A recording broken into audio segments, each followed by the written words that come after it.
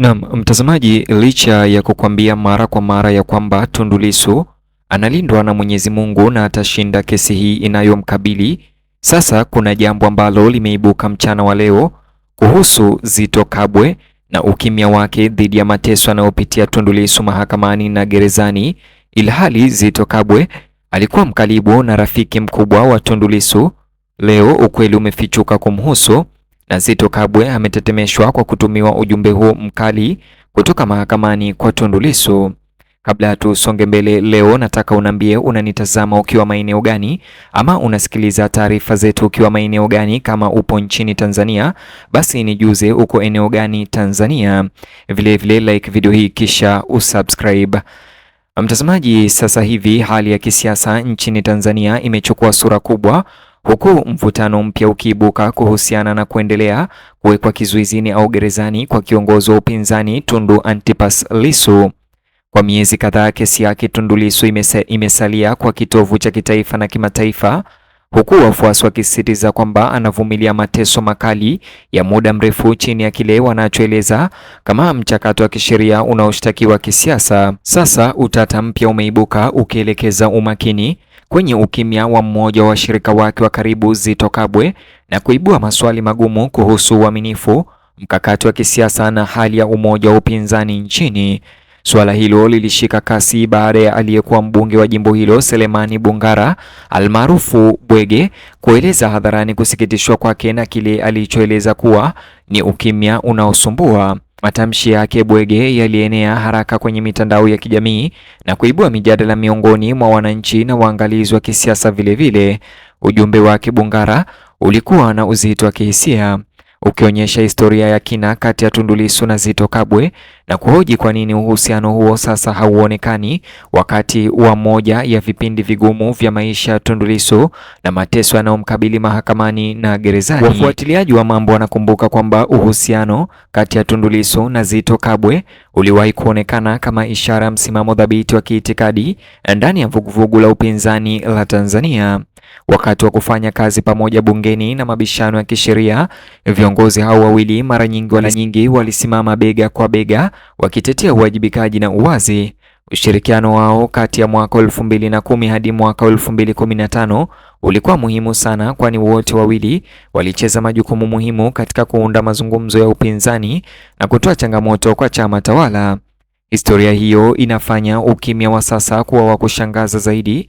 Tundu Lissu aliponusurika katika jaribio la kuuawa miaka ya nyuma, Zitto Kabwe alikuwa miongoni mwa walioripotiwa kuonyesha wasiwasi wa haraka na kumsaidia hata kuvuka mipaka kuangalia hali yake.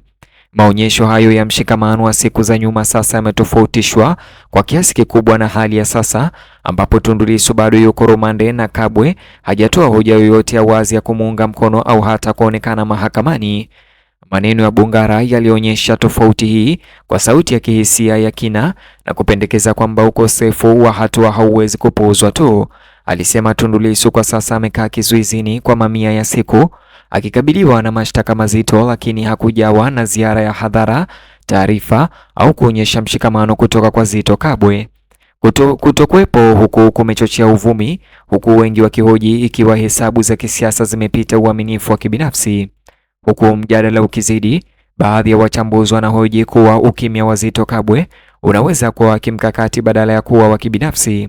Katika mazingira magumu ya kisiasa ya Tanzania, viongozi wa upinzani mara nyingi hupitia maeneo nyeti wakilinganisha taarifa za umma na maslahi mapana ya chama.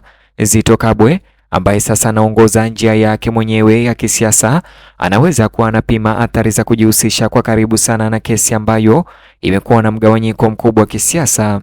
Hata hivyo, wakosoaji wasadikiwi na maelezo yao kwa wafuasi wengi wa Tundu Lissu. Hili si suala la kisiasa tu, bali ni la kimaadili. Wanasema kwamba nyakati za shida hufunua tabia ya kweli, na kwamba ukimya katika uso wa udhalimu unaofikiriwa hutuma ujumbe wenye nguvu. Kwa maoni yao, kutojibu kwa Zitto Kabwe kuna hatari ya kufasiriwa kama kutekelezwa badala ya tahadhari. Mzozo huo pia umeibua mijadala mipana zaidi kuhusu umoja ndani ya upinzani wa Tanzania. Kwa miaka mingi, mgawanyiko umetajwa kuwa mojawapo ya udhaifu mkuu unaokabili vuguvugu la upinzani nchini.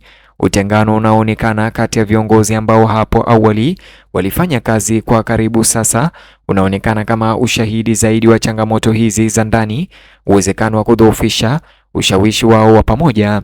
Wakati huo huo, kuendelea kuzuiliwa kwa Tundu Lissu kunabakia katikati ya dhoruba.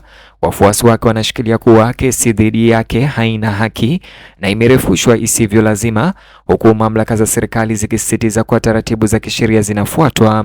Hata hivyo, Tundu Lissu mwenyewe alidai kwamba jamhuri inafanya makusudi kuahirisha kesi hiyo yake mara kwa mara ili tu aweze kuzidi kukaa gerezani au rumande kwa muda mrefu. Mgawanyiko huu umezidisha maslahi ya umma huku kila maendeleo mapya yakiongeza ukubwa wa mazungumzo ya kitaifa. Mienendo ya kijamii imechukua nafasi kubwa katika kuzidisha mivutano hii. Wananchi kote nchini wamejitokeza kwenye majukwaa ya mitandao ya kijamii kutoa maoni yao, huku baadhi wakitetea haki ya Zitto Kabwe ya kukaa kimya, huku wengine wakimtuhumu kuwa amempa kisogo mshirika wake wa muda mrefu. Nafasi ya kidijitali pia imekuwa uwanja wa vita wa maoni inayoakisi mgawanyiko mpana ndani ya jamii. Wakati huo huo, maswali yanaendelea kuongezeka. Je, ukimya wa Zitto Kabwe unamaanisha nini kweli? Je, ni uamuzi wa kisiasa uliokokotwa, chaguo la kibinafsi au dalili ya mgawanyiko mkubwa ndani ya upinzani? Haya ni maswali ambayo sasa yanatawala hotuba ya umma bila majibu ya wazi yanayojitokeza. Kwa wafuasi wa Tundu Lissu, hali hiyo inabaki kuwa ya kihisia. Wanaona kufungwa kwake kwa muda mrefu sasa kunaweza kuibua wasiwasi na hali ya sintofahamu. Kukosekana pia kwa uungwaji mkono unaoonekana kutoka kwa watu muhimu kama Zitto Kabwe, kwa hiyo kumekuwa chanzo cha kukatisha tamaa na kufadhaika.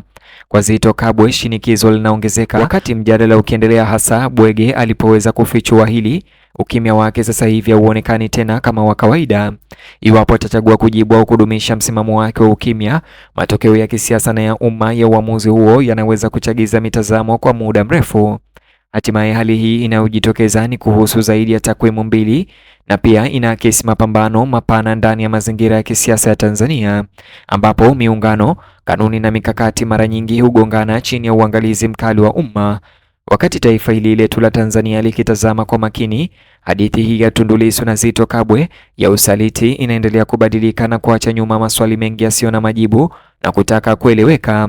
Mtazamaji, ni hayo tu ambayo nimejaliwa kukuandalia katika ripoti ama habari hizi, lakini kama kawaida yetu tukitamatisha habari ama ripoti zetu, ningependa uniandikie maoni yako upande wa comment ama upande wa maoni chini ya video hii, uweze kuniandikia, je, unalipi la kusema kuhusiana na Zitto Kabwe kumsaliti Tundu Lissu na kufahamu wazi ya kwamba mateso anayopitia Tundu Lissu gerezani, lakini amebaki kimya na hazungumzi lolote wala hahudhurii vikao vya mahakama wala kumtembelea Tundu Lissu gerezani. Je, unadhani hili linasababishwa na nini? Je, unadhani Zitto Kabwe sasa amemsaliti Tundu Lissu?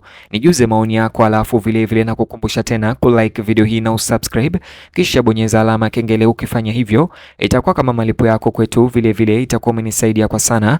Alafu gusa kiboksi hicho kwenye screen yako kwa taarifa zaidi.